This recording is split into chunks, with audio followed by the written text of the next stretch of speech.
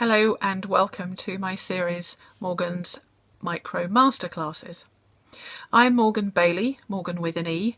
I'm a freelance editor, creative writing tutor, writer, blogger and speaker.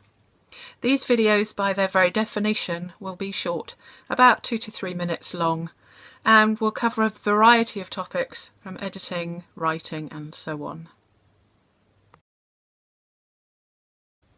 Most will be from my office here in Northamptonshire, England, but some will be out and about, perhaps when I'm walking the dog or at literary festivals, book fairs and so on.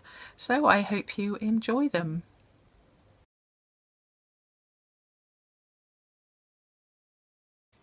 Hello and welcome to episode 3 of Morgan's Micro Masterclasses, MMMs.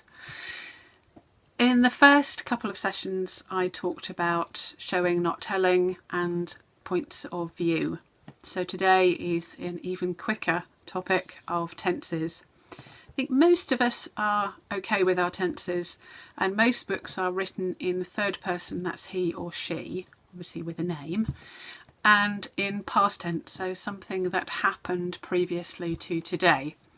So the main 3 tenses are past tense, which I've just mentioned, present tense, which I use in my books, the Serial Daters Shopping List and the follow-up, the Serial Dieters Shopping List, which I'm about to finish, hopefully, in the next few days. And it's immediate. I'll talk about present tense a little bit more in a moment, but it happens now. And then the third tense is future tense, which I'll also mention in a moment. Present tense is good because the reader can encounter the story as the events are happening.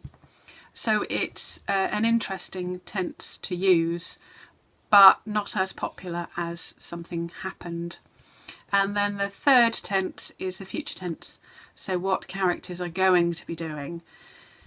It's not advisable to do very much in that because it can be quite wearing, and also it lends itself to the reader not knowing what is going to happen, you know, what ultimately happens if you're talking too much in the future.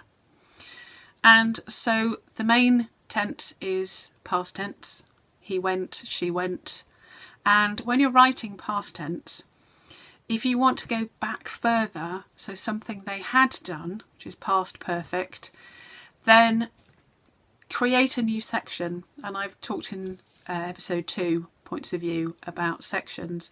So you would just leave a blank line and then a new section for the first paragraph, flush to the left, where you initially start, he had done something, she had done something, and then slip back into the standard present tense, he went, rather than had gone.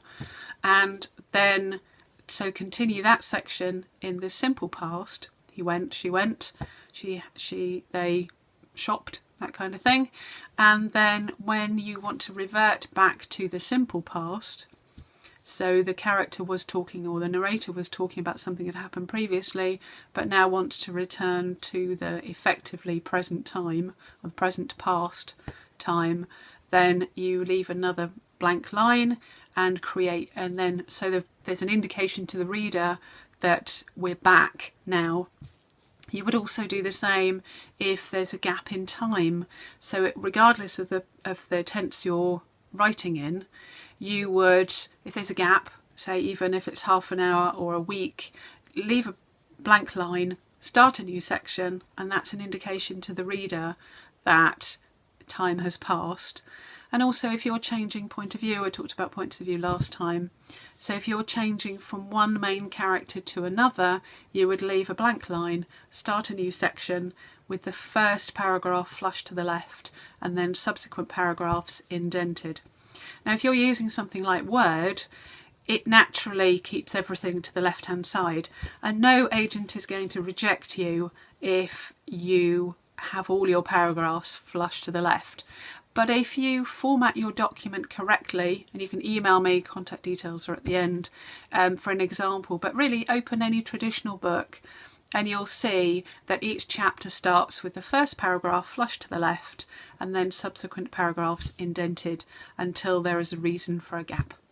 So I hope that's clear. So tenses are your past tense, simple past tense, present tense and future tense. So I'll see you in the next episode. Thank you for watching.